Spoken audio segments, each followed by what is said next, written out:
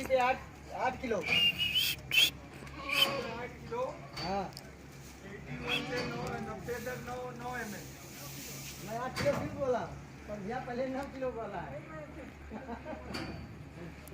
इसलिए मैं बोला हाँ।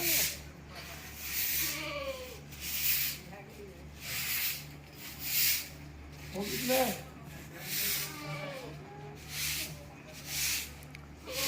70 पे 7 किलो हाँ